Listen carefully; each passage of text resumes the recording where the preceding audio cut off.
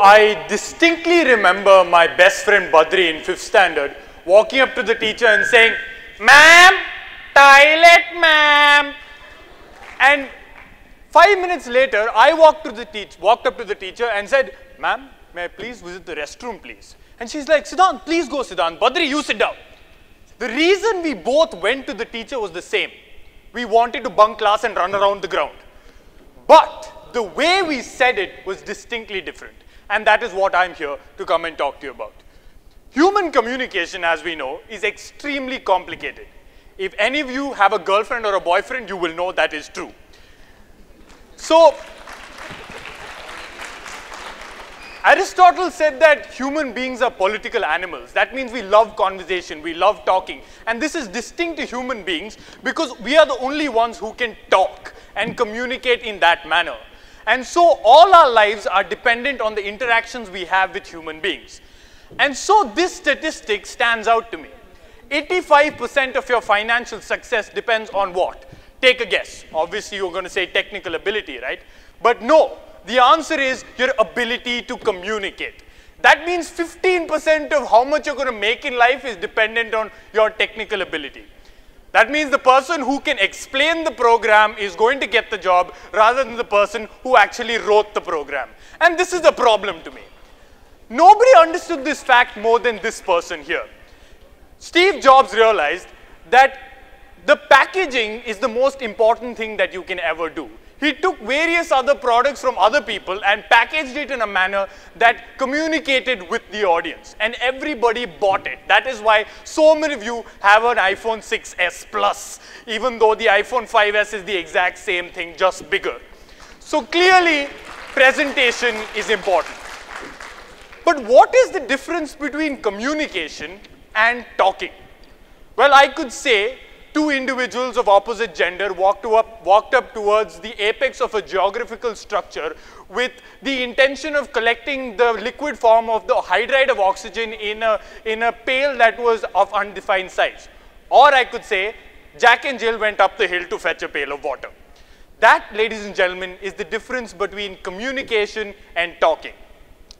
So now that I've told you what communication is, let's define what the aspects of communication are. 93% of your communication is body language, facial expressions, and tone and voice modulation. That means 7% of what I am saying right now is coming from my mouth. The rest of it is this body language. And that is something that we really need to understand. Because if people are not going to listen, then how are you going to sell your billion-dollar idea to them? Now let's take the example of intonation, right? I didn't say you were stupid. I didn't say you were stupid. I didn't say you were stupid. 3 sentences with 3 different meanings with the exact same words, just the variation of tone and pitch in your voice and stress on a certain words changes the entire meaning. So clearly voice modulation is extremely important. The second aspect is obviously the face, right? The first thing you see of a person is the face, whether it's pretty or ugly or either way, it's the first thing you see. And then their expression, whether they're sad, whether they're angry, whether they're happy, whether they're smiling, and that's the reference you get. But the problem with that is facial expressions are only, you can get only so much from it. Because if you take the example of this, as the emotion you are suggesting becomes more complex or more extreme, the delineation between them becomes difficult. So if I'm extremely happy and extremely sad, I will not be able to tell the difference. Can you complete this for me? Dash speak louder than words. Actions speak louder than words. Exactly. And there's a reason this is such a cliched statement. The reason being that it is extremely true. Light travels faster than sound. So you're going to see what I'm doing far before you hear what I'm doing. And so actions speak louder than words is something we need to understand. Now, I believe that it lies in the power of your hands. Now, if I talk to you in this manner, which is an open palm position, and I walk around and I talk to you in this manner, you will think that I'm nice, I'm cordial, because I'm showing you a part of my body that I would normally have protected. But if I start talking to you in this manner, where I turn my palm over, I automatically, even though the voice remains same, I become a little more dominating. And if I start talking to you like this, then automatically I am more dominating and I'm like the boss asking you to do something that you don't want to do. So body language, they say, is a physical manifestation of your emotions. So if I am anxious right now or nervous, I will start showing these signs, like doing this, which is protecting the most vital part of your body, the neck. These are all evolutionary things. Body language comes from the time you were hunting and gathering. And so body language is extremely important for you to read people. Now that I've told you that emotions rule body language, is it possible that body language rules emotion? Amy Cuddy found out that if I stood in certain positions, such as this, which is a high power position, my testosterone rises and my cortisol drops, which causes me to become more confident. But that's the different thing. That's just body language. I believe you are what you think. And what you say only matters if you have something to say. And so it's all about your mind, the power of a mindset.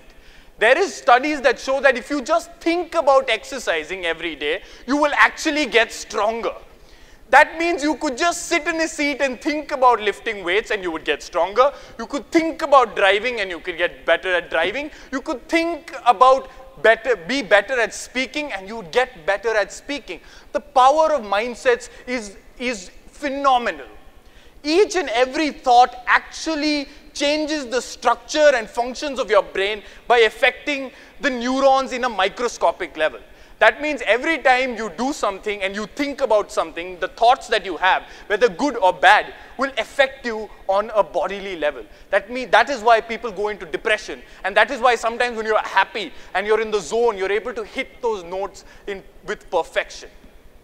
So why am I telling you all these things about thought? Because now I want to question something. Are your thoughts actually yours? Have you thought about everything that you do? Do you yourself believe that women shouldn't walk around in short skirts and walk around? Or is it something that society has told you? This is where I want to talk to you about social conditioning. This is something that is proven. For example, if we all in our clothes walked up to a tribe where everybody walks around naked, they would think we are freaks. Because they're socially conditioned to believe that wearing clothes is freaky and walking around naked is normal. And so our society is based in that. So we as Indians believe that women walking around in short skirts or in bikini is weird and creepy and offensive, but it's not. I ask you, these people who believe that the women who wear revealing clothing get raped, if you were an attractive man and you wore attractive clothing and a homosexual man came and raped you, whose fault would it be? Think, ladies and gentlemen, think. Now I want you to think about thinking. That is a term, the term for that is self-reflexivity. I want you, as the youth of the country, not to listen to what you've been told, but think about what you think. Think about every single thing. You've heard these things, think about it, question everything, but do you actually do that? I urge you to. I implore you to think about everything. As this great man once said, an unexamined life is a life not worth living. If you do not know why you like things, or why are you behaving in a certain manner, or why you hate certain things, then there is no point in you living. So I ask you a simple question today. I want you to think about everything that you have ever done. From now onwards, you have not thought about why you got into engineering, but think about where you're going to go from now. I have done all these things, and where has this taken me? I have thought about all these ideals of mine, and I have become who I am right now. Sidhaanth Dharmadheeran. I want you to be you by thinking about every single thought you have and owning these thoughts. Only if you own your own thoughts will you become who you truly are and work towards the goal that you have set.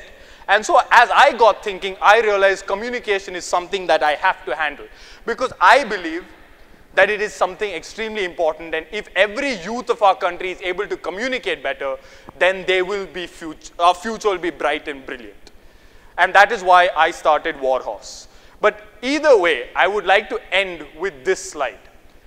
This is the most famous, no, this is my favorite quote of all time. So essentially the teacher asked John Lennon to write down what he wanted to be in life. And he wrote down happy. And the teacher told him, "You don't understand the question, John." And John's replied, "Ma'am, you don't understand life." And so life is all about getting happiness. And so there was a slide there which is sort of missed. And essentially it talks about how this student of mine told me that I changed her life. And that is the happiness to me. And that is my happiness. I want you to go out and find your own happiness so that India is a happy place to live in. Thank you so much, Sidhaanth. Job well done. Let's hear it from the juries. Couple of questions. No questions at all? Sidhaanth, mind-blowing. Thank you, sir. And where did you learn this art? So I've been doing this for a very long time. It started when I was in the 2nd grade and I gave a speech on peace and brotherhood written by my mom. And I remember looking at the audience and my dad asked me to only look straight. And I slowly, during the middle of my speech, looked down and I realized how much I enjoy this. And from then on, 20 years later, I've been doing this and I am extremely comfortable. And I think every single one of them can do this. It is not a difficult thing. And that is what the vision of Warhorse, which I started, gives. Thank you.